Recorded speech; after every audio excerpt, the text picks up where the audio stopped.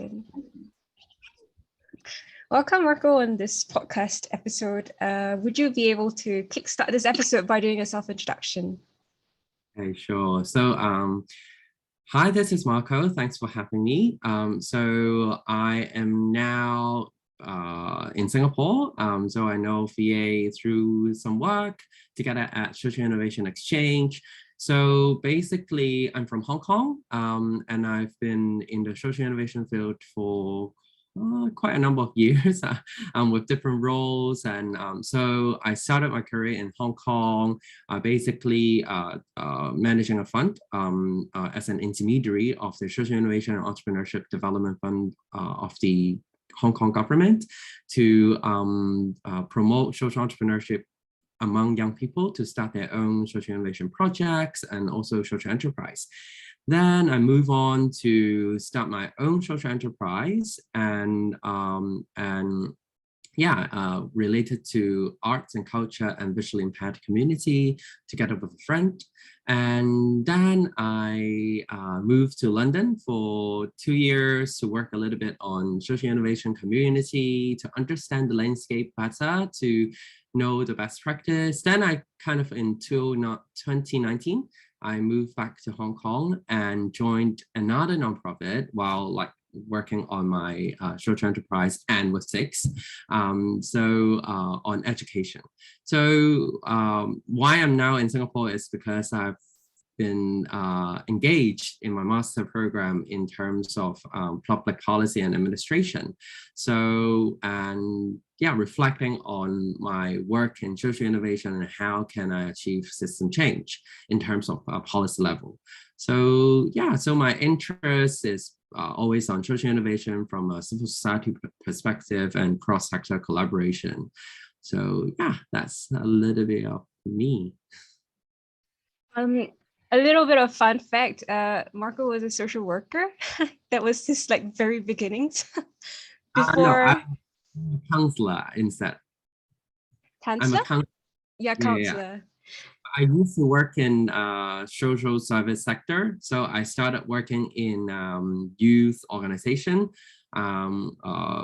organizing voluntary work and some international development work, bringing young people to Southeast Asia for service projects.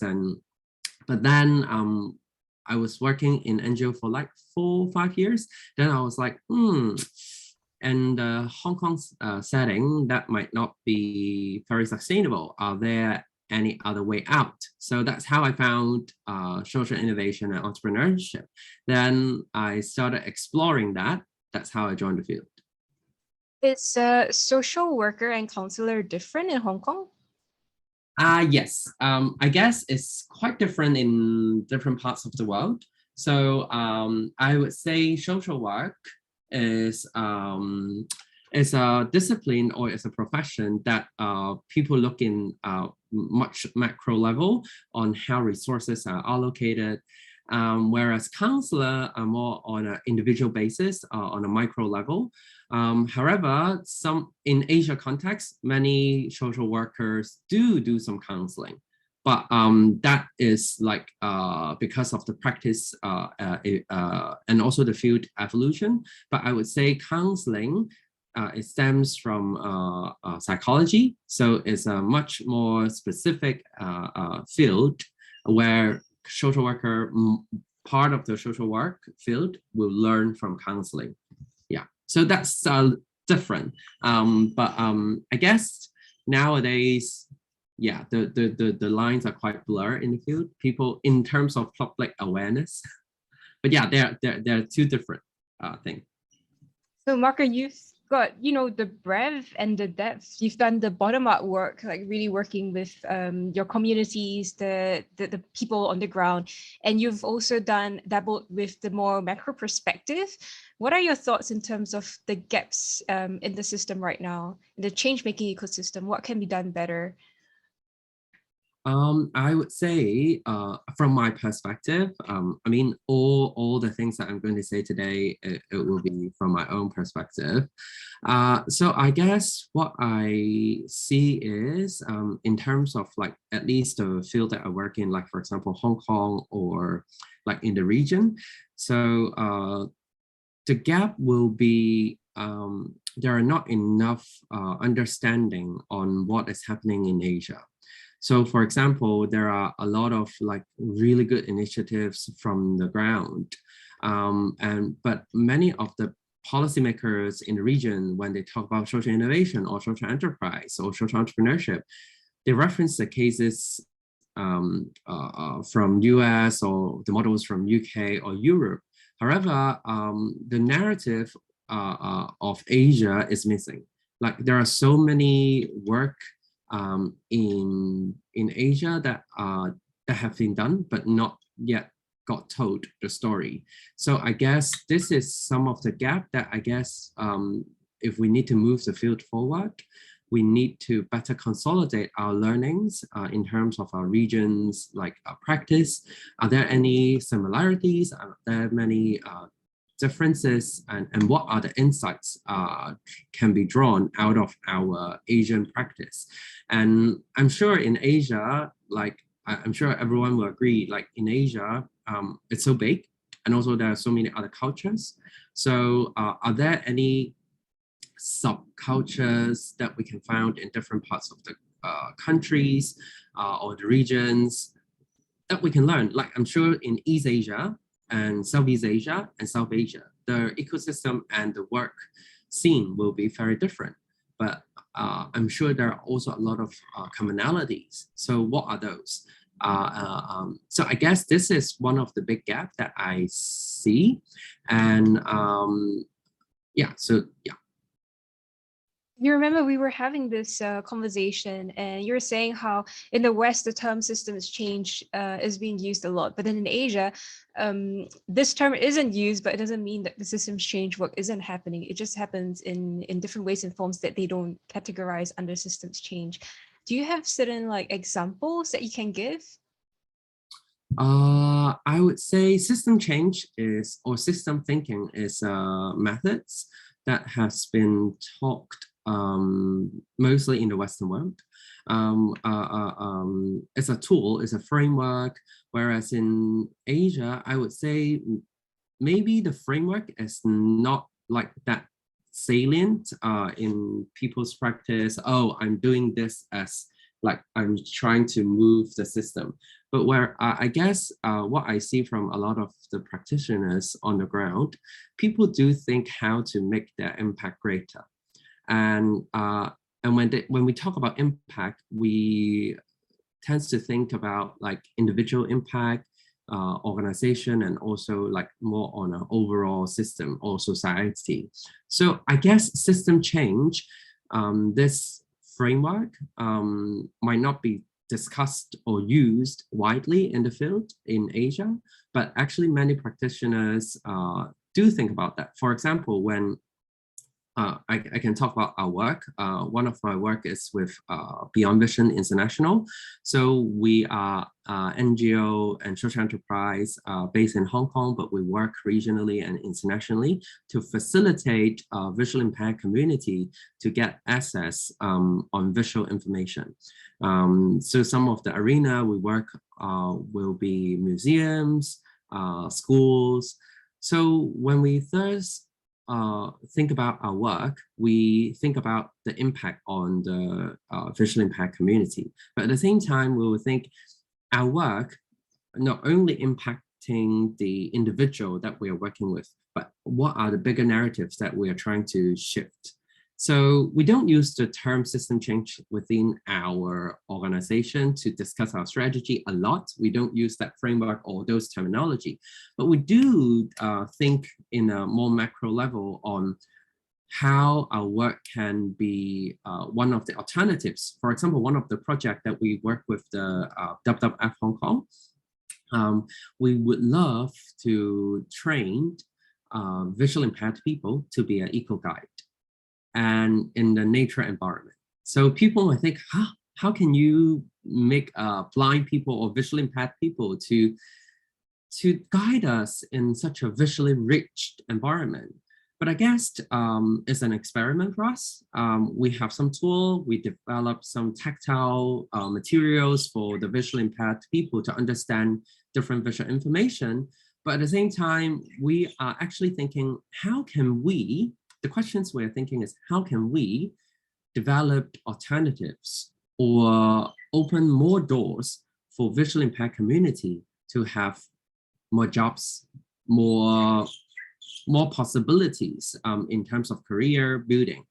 So we don't use the term system change, but we are seeing in a much more wider perspective on, okay, we are doing this experiment, but ultimately, what are the things that we are trying to shift in terms of mindset or in terms of the ultimate goal? So I guess there are many more examples. If you talk to other social entrepreneurs, they are working on the ground with similar kind of thought process, but they might not use the terms like system change. We are the levers of change. We are the acupuncture points. But I guess people are thinking in a similar way, but using different terminology. You know, you mentioned that what is lacking is the exchanging of best practices. I wonder, in your work experiences or projects that you've done, have you seen where that kind of exchange has really benefited other countries or cultures? Because, you know, when we talk about change, a lot of times it's very difficult to just import and export something because the cultural context is different, the environment is different, and people are different. So I'm kind of curious if you have, you know, some hands-on experience or some of the things that you've seen yourself. I would say from my experience, yes, there are many differences in terms of culture from different parts of the world. But at the same time, I see we have a lot of commonalities also. So there's one work that I work with a Taiwanese social design platform, 5% Design Action. So we are working through, we are using a process combining service design and co-creation, working on different design challenge, and then we act on it. So we have design action. For example, there's one initiative that involves like Hong Kong, New Taipei City, and also Shanghai. There's one like initiative that I'm involved together with the Taiwanese and also the Shanghainese. We work on how to build a family-friendly business environment. So we recruit people from different cities to work on the same challenge. Of course, the specific contexts are different, but I'm sure there are some learnings that could be extracted from each other's. So throughout the project, it's like 3 to 6 months. So we gathered, we defined the design challenge, and people go and interview to work on prototypes and to try to come up with proposals. So at the end, the 3 countries exchange in a session, in a forum. We present their findings, insight, and ideas. And I guess there are interesting stuff that we found out. Oh, there are, yeah, of course, there are different regulations and business practice in these 3 cities. But actually, there are something that we can try. Oh, it works in New Taipei City. And maybe in Hong Kong context, we have never thought about that. Maybe we can try. So I guess there are, in terms of creativity, there are a lot more like rooms for exchange, for experiments, for learnings. And I think these kind of process, people working on the same challenge would benefit a lot. For example, another example will be on aging population issues. I guess in East Asia, Japan, Hong Kong, Taiwan, we have been experiencing this a lot. There are different solutions coming up. So how can we learn from them? There's one example in Hong Kong is more on the meal, the soft meal that elderly would taste when they are old. Their system is not that capable to swallow very well. So in Japan, they have invented like the soft meal, which is tasty for the elderly to, eat with dignity. Whereas previously in Hong Kong, people would just make it like porridge and then add some, some powder to make it like easier to swallow without choking, which is tasteless, and the presentation is really bad, which makes the elderly doesn't want to eat. But some of my friends, they went to Japan, they learn, they visit, and they try to bring their techniques back to Hong Kong. And now in Hong Kong, with more awareness, people are like, okay, yeah, how can we age gracefully and eat with dignity? So there are many more social enterprise or startups getting into the field and try to use the technique or the concept, apply in different contexts for the elderly patients. So I guess this is some of the ways that, yes, we have very different cultures, but there are so many solutions that could be learned. Of course, there are some adaptations needed. Then you need some local insight, local experts. But on this like high level, how can we bridge so that everyone don't have to reinvent their wheel every time? Like the European Union, like in Europe, there's a European Commission that gives out large funding that basically facilitates this kind of exchanges and learning. Do you feel like we would have access to this kind of funding in Asia? And if this kind of programs were to be created or designed, where do you think are the funding bodies that would pay for such exchange and learning? I know like in European Commission, there are a lot of funding that support this kind of community building. Back in SIX, I was working in social innovation community, also a European Commission project that tried to bridge innovators across Europe. I guess in Asia, because European Commission is is an organization that try to bring Europe countries together. Whereas, of course, in Asia, we have ASEAN, we have like similar institutions. I would say I don't see much organization thinking on this direction. However, I guess with technology that are available, still there are a lot more we can do that could be done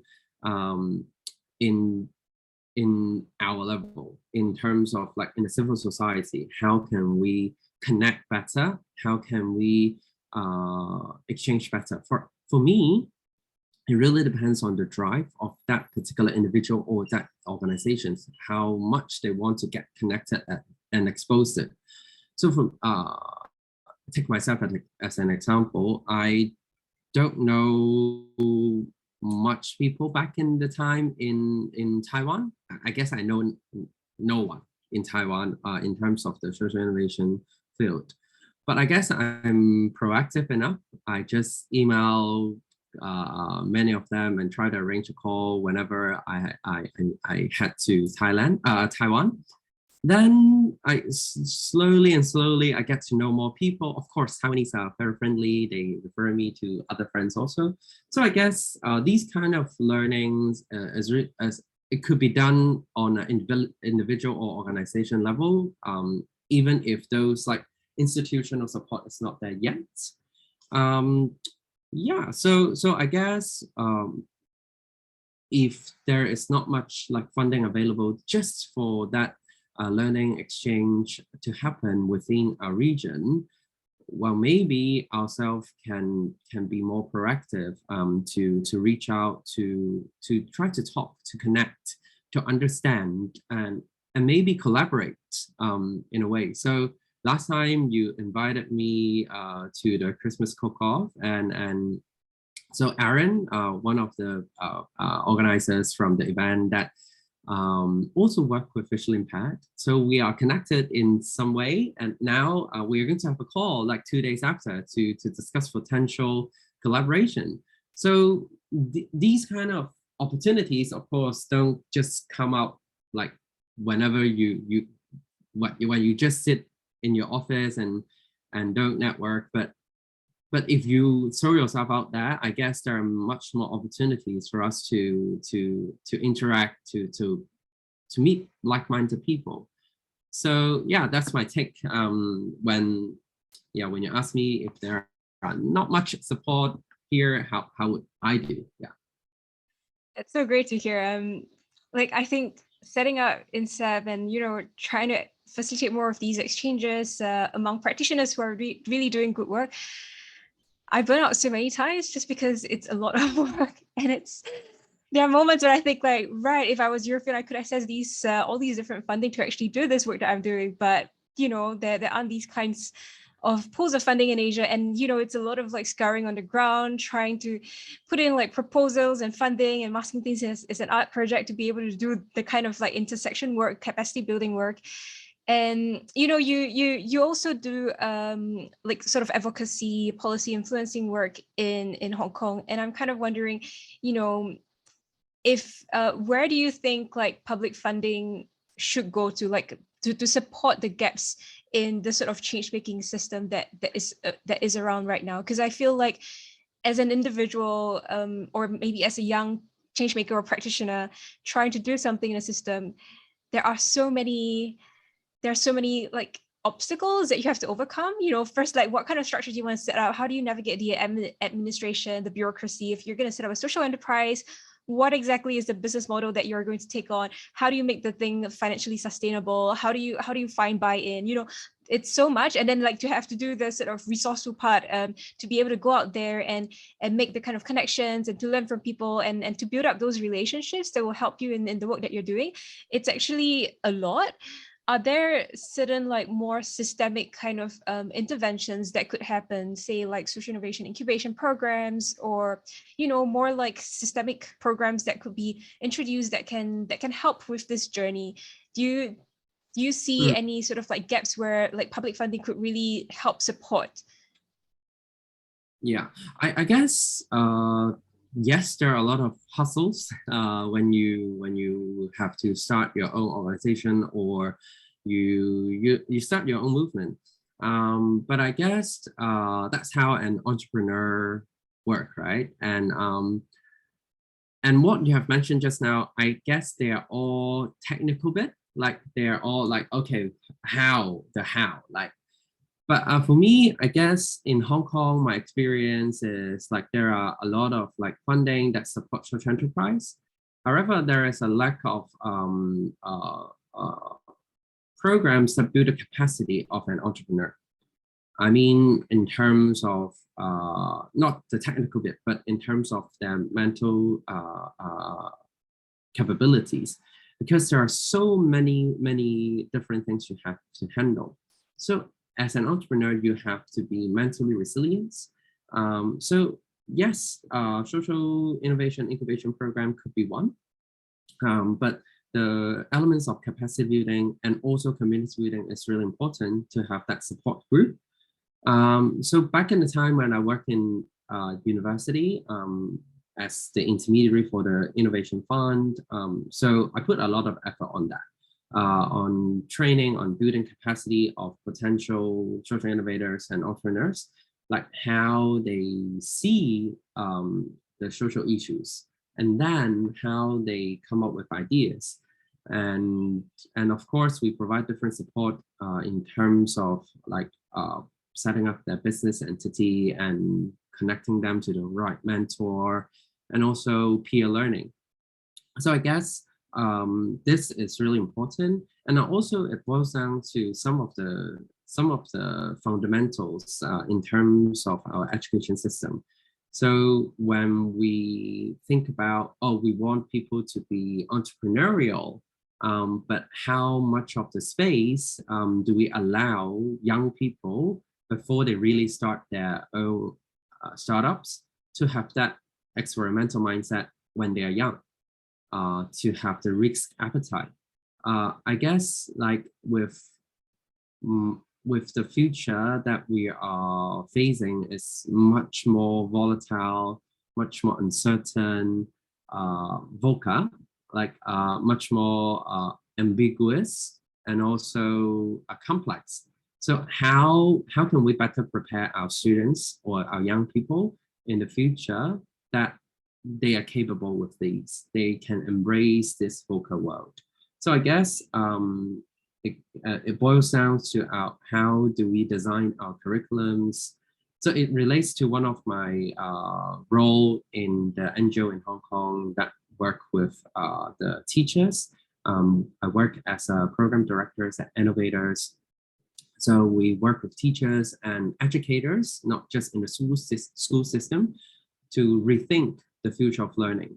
So, and I guess this is something that we as social innovators, we have to always bear in mind on how do we equip our next generation to embrace this world. So yeah, so in terms of funding or in terms of institutional support, I guess instead of just pushing the narrative or the policy on innovation or social innovation, but we need to work closely with the education sector to really think of how do we nurture the next generation in terms of resilience, in terms of not just skills, but more on the mental preparedness. Yeah. I end off my podcast with this question to everyone. If there is something that someone can do to make a difference in this world, what would it be? I would say instead of looking outward, try to look inward. Like, who are you? Ask yourself these questions. Who are you? What values are you upholding? And what are the vision or what are the lifestyle that you wish you're living? And if you are clear on all this, I'm sure the way you interact with yourself, your family, your friends, and the outer society, it will be a completely different perspective. So yeah, instead of looking outward for opportunities, for any other possible things that you can do, start with yourself, look inward. That's my... And to be really grounded, like to know what you're doing and what you're doing it for. One final question, kind of random. What is your favorite Christmas onion dish? I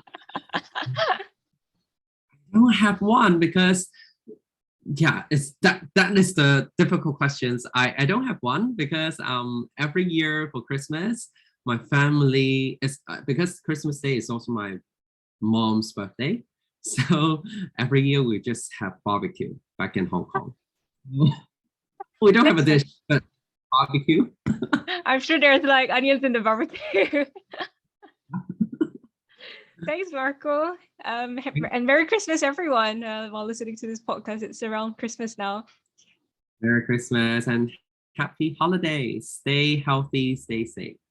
Stay safe.